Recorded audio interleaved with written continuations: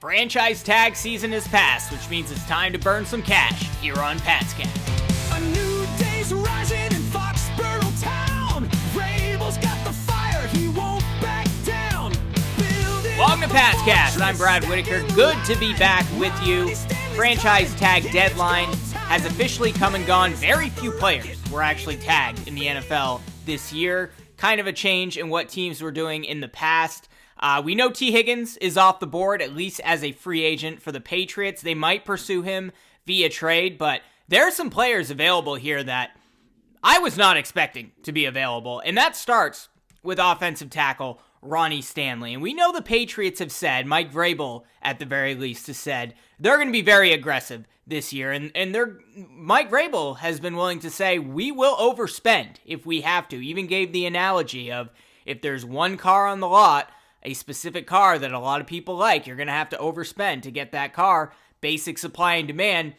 Ronnie Stanley is going to get a ton of money. And the Patriots, I don't care if they have to throw $40 million AAV at Ronnie Stanley. They're not going to do that. That's way too much money. But do whatever it takes to bring really the only legit top tier. I'm not sure he's even top tier, but the tier below top tier, Ronnie Stanley. There just aren't tackles like this available on the market every year.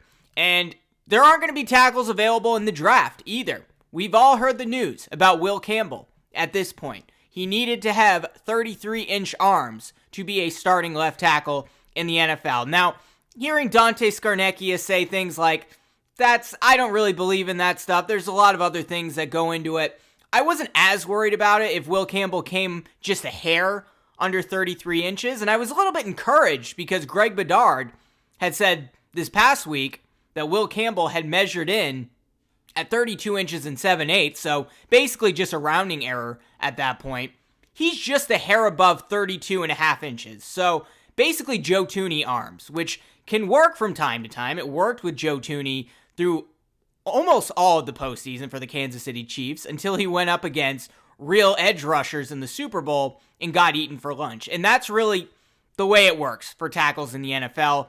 He's going to be an excellent guard, Will Campbell will be, but Will Campbell is not walking through that door for the Patriots, and there will be riots if the Patriots draft a guard at 4th overall. I just don't see that happening this year, so you really have to get it right in free agency, get that left tackle position locked up, and that starts with Ronnie Stanley and just spending as much money as possible on him. Has excellent PFF pass blocking grades, decent run blocker. We know that dynamic offense that Baltimore runs. Josh McDaniels is definitely going to mix it up and take advantage of Drake Maye's mobility. Not as much as, Baltimore with Lamar Jackson, but Ronnie Stanley is going to fit what Josh McDaniels is going to try to do. So I hope they can get him. There are other guys that the Patriots could use as a bridge at left tackle. I mean, Ronnie Stanley's, he's 30 years old at this point, so he kind of is a bridge, but you can lock him up on a multi-year deal and make sure you're set at left tackle, and then you can kick the can down the road a little bit longer at that position. But eventually you got to draft and develop there, and that's not going to start with Will Campbell this year, but it might start with another tackle, and this is really interesting. So we've all talked about the left tackle position in the draft. There's of course Will Campbell, who was the favorite until we found out he's essentially a left guard. Kelvin Banks Jr., very good left tackle out of the University of Texas, but got beat up a little bit at the end of the season there, which I think might hurt his draft stock a little bit. There's also the Simmons kid from Ohio State, who allegedly is the best left tackle in the draft, but he's coming off of injury issues, and there are some health concerns there.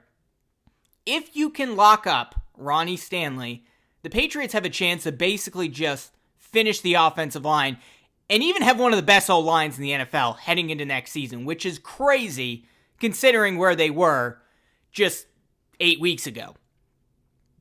The latest mock draft on NFL.com comes from a guy named Lance Zierlein, and he has the Patriots drafting a tackle at 4th overall, but it's not Simmons, it's not Kelvin Banks, and it's not Will Campbell. It's Armin Membu out of the University of Missouri. I had never heard about this kid until about 72 hours ago. Very, very good player. The only issue with Armin Membu, starting offensive tackle for the University of Missouri, is he's a right tackle.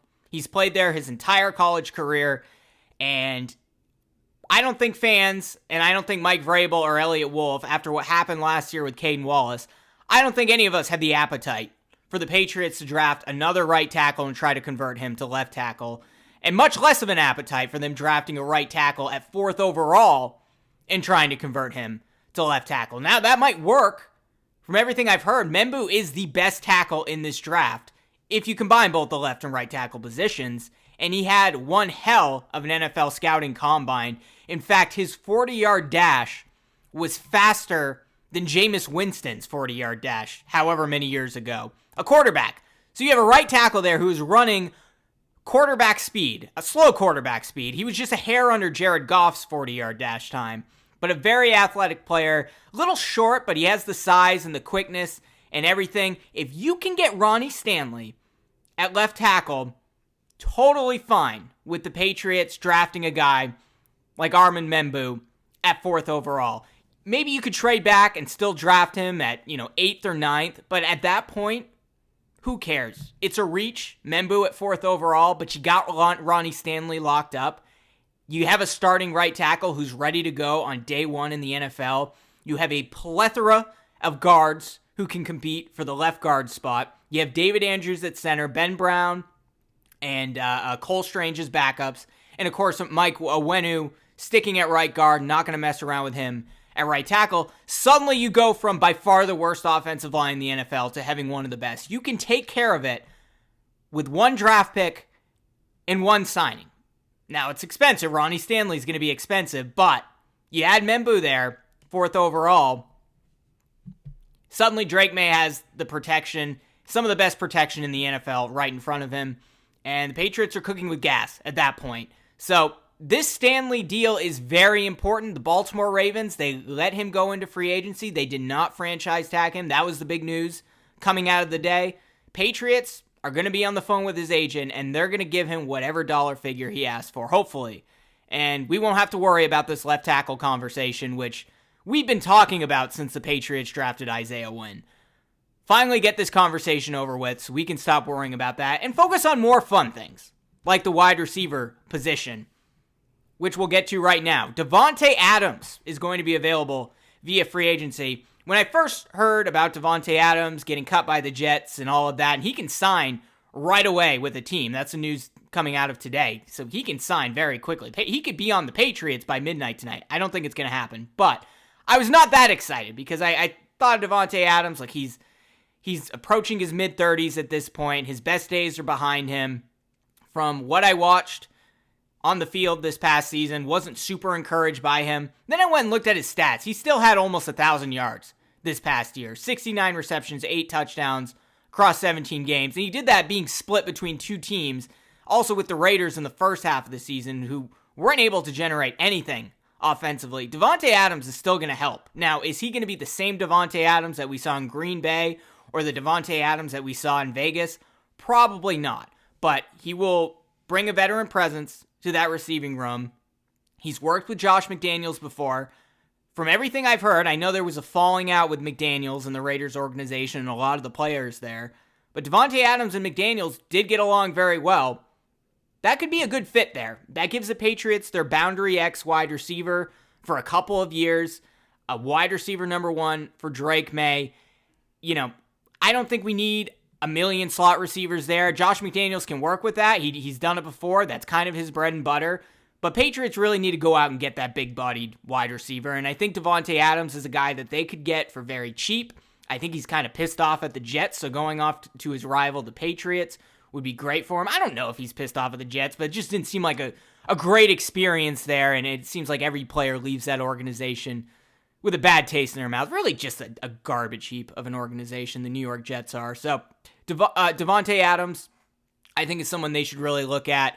Would it be fun if the Patriots drafted a guy like Ted McMillan and put him at the X wide receiver, who seems to be moving up the mock draft board from everything I've read, even though the actual, metrics I've gotten from Ted and his route running and all that does not seem great. But it would be fun to get him, but I don't think you need to be experimenting much more at wide receiver. Develop Douglas, who can be your Julian Edelman, Wes Welker, Jacoby Myers of the future. Develop him. Try to develop Jalen Polk. I'm not giving up on him yet. I'm certainly not giving up on Javon Baker. We knew he'd be a bit of a project.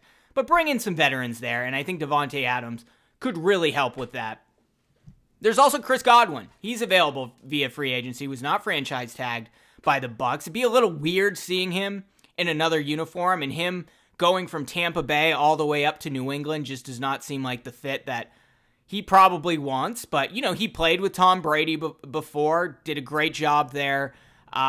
He is coming off of an injury, played just 7 games. Great stats up until that injury, but the ankle injury cost him the second half of the season, and there's going to be some health concerns there. So, look, I think Chris Godwin, his number one choice is not going to be the New England Patriots, but if you want him, you can get him, because I think coming off of an injury, he's approaching his 30s. There's been some question marks there over the last few years. I think his production has dipped a little bit. You can pay top dollar and get Chris Godwin. So, do I have him as high on the list as I have Davante Adams? No, probably not. I think you want that big-bodied X-wide receiver, which Chris Godwin is not. There's your second slot guy, right, to pair with Douglas. If you could get Adams, Godwin, and Douglas all out there with the tight ends that the Patriots have, then that would be amazing. But I think Adams should be the first priority, but they should really look into Godwin, because I don't think he's going to get a massive contract, and the Patriots can certainly afford whatever he demands. So I think that would be a great option. So far we've gone with Ronnie Stanley, Davante Adams, Chris Godwin. The fourth guy is Milton Williams, the defensive tackle for the Philadelphia Eagles. Certainly felt his impact in the Super Bowl. He's a hell of a player. 23 tackles this past season, 5 sacks, 2 forced fumbles. The biggest thing with Milton Williams, he is I would say a top-tier player at the defensive tackle position. The Patriots certainly could use some help there. He only plays about, 40 to 50% of the time with the Philadelphia Eagles, just because they have so many disruptors on that defensive line. He's probably going to be looking to leave and go elsewhere because, the Eagles, they've spent a lot of money. They're willing to spend money, which is nice because the Patriots haven't been willing to spend money in the past. But they're going to want to start saving, especially after coming off of a Super Bowl and locking up certain players under contract. And I just don't think Milton Williams fits the bill there. He's going to want to play a little bit more, get a lot more money. And the Patriots are one of the few teams that can pay him. And we know what Mike Vrabel's priority is. As he said before, we want to build from the trenches. So Milton Williams devoting a lot of money there makes a lot of sense. And the crazy thing is, all 4 of these guys that I just mentioned, Ronnie Stanley, Davante Adams, Chris Godwin, Milton Williams, the Patriots could pay top dollar for all 4 of those guys and probably still have enough cap space to fill out with mid-tier talent. And there really aren't any NFL teams that can do that at this point. And the Patriots are obviously more attractive than they were previously before we saw Drake Maye play. Mike Vrabel has a good reputation. He has a good network across the league. He's not just a New England guy like Jerod Mayo was. They have a real chance here to rebuild this team and become pretty damn good right away. And it's shocking that some of these guys made it through. Ronnie Stanley, especially. Chris Godwin being available. Milton Williams. Patriots, this is not an amazing free agency class, but if they're willing to spend the money for the best talent available at these respective positions, they can do it. And we've seen teams spend in free agency before and put a Super Bowl talent out there. Look at the LA Rams and all the money that they spent about a half decade ago that got them their first Super Bowl title. Patriots can do that and still have money left over to spend, and the cap space is going up even more than most of us were expecting next season. So even if you go over a little bit, you still have a lot, and Robert Kraft wants them to balance the books over a 3 to 4 year period. You can still do that with all the TV money that's coming in and the potential salary cap increases even after next year. I mean, a lot of possibilities here for the Patriots, and I think they are going to be aggressive. I think they are going to be willing to spend, and I think it is Mike Vrabel's final call. There was this hoorah last week about Mike Vrabel. He said, I wouldn't have come here if I wasn't comfortable and how I could impact the roster. Didn't answer whether or not he's essentially the full control general manager. Elliott Wolf went to the podium, the next day, kind of danced around the question until he was asked specifically about the 53-man roster, and he said, yes, I have final control over the 53-man roster. And fans were pissed. Michael Felger and Maz were pissed. Everyone was going off. Oh, here we go again with Elliott Wolf. That's just not how it works. I think Greg Bedard is right about this. They didn't want to change Elliott Wolf's contract. They didn't want to restructure. They didn't want to have awkward conversations beyond telling Mike Vrabel, hey, are you willing to work with Elliott Wolf and keep him at his current role when you come here? That was really the most awkward conversation I think that they had. They just kept Elliott Wolf where he was last year. But do you think when it comes to who we're going to draft at 4th overall, if it comes down to Elliott Wolf's guy and Mike Vrabel's guy, Vrabel's not going to get the edge there? Of course he's going to get the edge. And even if on paper, Elliott Wolf's the guy to make that decision, he's kind of a weaselly figure compared to Mike Vrabel. Vrabel's going to convince him pretty quickly and pretty easily. I think Vrabel can be very persuasive, particularly with a guy like Elliott Wolf. So I think it's ultimately up to him. I think when we look back on this draft, we have to look at it as Mike Vrabel's draft and not Elliott Wolf's draft. That was last year. Elliott Wolf seemed very apologetic last week. Kind of shrunk a little there at the podium, talking about how it didn't pan out the way they wanted it to. I think it's ultimately up to Mike Vrabel, and if this draft is a slam dunk, don't give Elliott Wolf the credit. Give him a little credit, but really it should be Mike Vrabel. I think ultimately he's going to be the final decision maker. But starts with free agency, which really kicks off next Monday with the tampering period at 11 a.m. Eastern. The tampering period's already happening. We all know how this works. And then players can't officially begin signing until 3 p.m. Eastern on March 12th, but we'll start hearing the news right away once the tampering period starts. So follow Adam Schefter and see what happens there. Going to be fascinating. The Patriots also could explore some potential trade options. You know, Mike Vrabel said that this roster is probably going to be very different by the time we get to the end of training camp than what it is now. And there are certain guys available that the Patriots could target. Brandon Ayuk looks like he's back on the market. We know he didn't want to go to New England last year. Essentially, he had the choice. The Patriots had a deal worked out with the Niners, ultimately didn't want to go there, didn't want to go to a place like Pittsburgh, re-signed with San Francisco, but they were willing to trade Deebo Samuel. They have a lot of contracts to deal with. So it looks like Brandon Ayuk is perhaps on the trade block. Don't love that idea at this point, to be honest. Especially if he doesn't want to come to New England. DK Metcalf is the other guy. You want to get that big boundary X wide receiver. DK Metcalf is a guy that you could bring in, and you don't have to trade the 4th overall pick to get a guy like Metcalf. There are some concerns with him because basically all he can do is just run straight down the middle of the field, and that's not the type of receiver that Josh McDaniels wants to work with. He's not the best route runner. He's just a big, physical, great hands, wide receiver. Definitely be useful if he came to New England, but the guy I really want them to target is A.J. Brown, and Tom Curran kind of talked about this today on WEI, was asked about A.J. Brown, and basically said he's a guy we shouldn't be writing off here. He has a better relationship with Mike Vrabel than any other coach in the NFL, certainly Nick Sirianni. He wanted to get drafted by the Patriots, grew up as a Patriots fan, has his first Super Bowl. Eagles have a ton of contracts that they have to deal with. Patriots could probably trade for a guy like A.J. Brown, and I think the Eagles might be willing. They're going to be at least willing to have those conversations, and we know what he could do right off the bat. There's your big boundary X wide receiver. I'd much rather, I talked about how I think Devontae Adams would be a great fit. Well, A.J. Brown is not a bridge as your number one wide receiver. He's your number one wide receiver for years to come. I hope they would consider it, but I'm not as excited about Ayuk or Metcalf. I think A.J. Brown or bust at that position, but Patriots are going to be looking at other spots, certainly via trade and free agency. There's going to be a lot to talk about in the coming weeks. I'm very busy with my big boy job now, so there hasn't been many podcasts, but we are holding an event at the end of this week, so plenty more Patscast coming your way, especially with free agency kicking off next week. You're not going to want to miss it.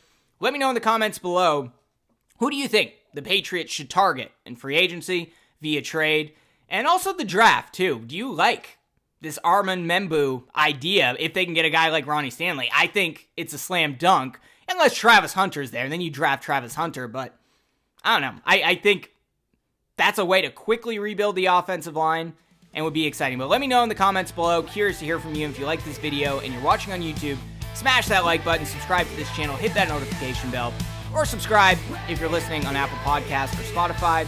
And we'll be back very soon with more New England Patriots coverage. New day's rising in Foxborough town. Rabel's got the fire, he won't back down.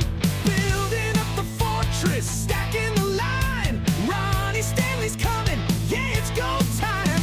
Maye's got the rocket, aiming down the field. Adams and Godwin, oh, that's real. Milton's in the trenches, ready to